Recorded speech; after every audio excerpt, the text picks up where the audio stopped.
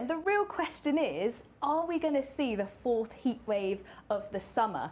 Now let's not forget, for it technically to be a heat wave, we do need to see temperatures of between 25 to 28 degrees Celsius depending on your location in the UK, so a little bit higher across central areas and parts of the southeast. And we need to see those temperatures or higher for 3 consecutive days.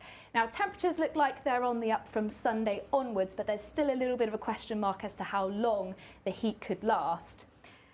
Nevertheless, whether it's a heat wave or not, temperatures are going to be on the up. So here we have temperatures compared to the climatological average here in the UK. And you can see already from these charts, these are daytime temperatures along the bottom from Sunday to Wednesday, and these are overnight temperatures from Sunday night through into Tuesday night. So it's not just the days that are going to be warming up, it's the nights as well.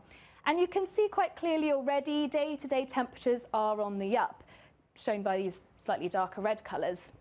So initially on Sunday, the bulk of the heat is going to be across central England, parts of the southeast, East Anglia, London in particular. We're going to start to see temperatures pushing through into the high 20s.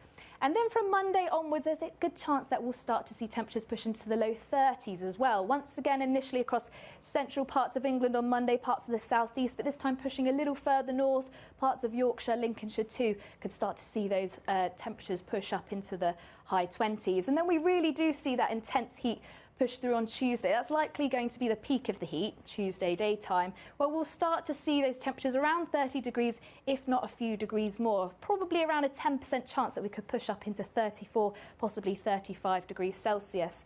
And similar on Wednesday. After that, there's a little bit of model spread, a little bit of uncertainty as to if we're going to see the heat continue or if we're going to see things perhaps turn a little bit more towards average for the time of year. Nevertheless, though, the temperatures are on the up, and not just during the day, but overnight as well. And we're going to start to see humidity increase too. So by kind of Monday night, Tuesday night, a chance actually, particularly around London, that we could see a tropical night. And that's when temperatures don't drop below 20 degrees for a full 24-hour period. And if it's quite humid as well, it doesn't make for the most comfortable sleeping, particularly if you're in the southeast. But how hot is it actually going to get? Let's take a look at that.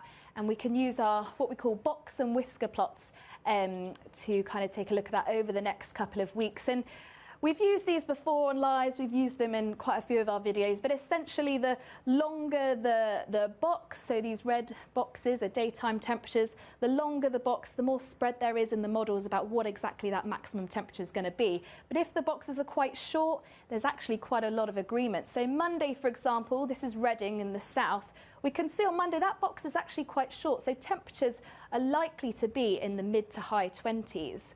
Then as we head into Tuesday, a bit more spread, a bit more of a longer box, so still a little bit of uncertainty as to what the exact highest temperature is going to be, but some models are indicating that we could get kind of 31, 32, possibly a degree or two higher as we head into Tuesday. And as I say, that's likely to be the peak of the heat. And it's not just across the south or northern areas as well are set to see an increase in the heat, perhaps not pushing into 30 degrees, but certainly the mid to high 20s as we head kind of early into next week.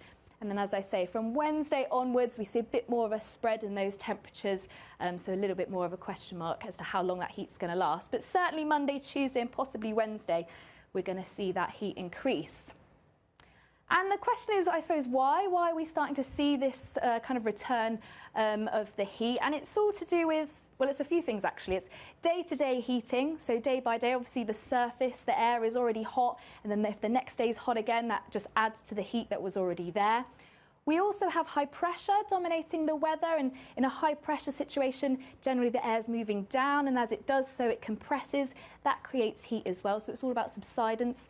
So you've got day-to-day heating, you've got subsidence, and not only that, but by the time we reach Tuesday, we do actually see a slight change in our wind direction as we see a shift in where that high pressure sits. And we start to pick up a bit of a southerly, southeasterly wind as well. So then we start to pick up that quite warm air across Europe. Obviously, there's heat wave conditions across much of Europe at the moment. So with that change in wind direction, we're also expecting more heat from Europe too, particularly on Tuesday, where we are expecting the peak of those temperatures. So there's a few things going on, which is why temperatures are starting to increase. But obviously, as I said, for it to be technically a heat wave, we need to see those hot temperatures over 3 consecutive days. So it could be a heat wave, or we could just see an increase in the heat, but nevertheless, it is certainly going to be feeling warm, and many of us are going to be seeing plenty of sunshine.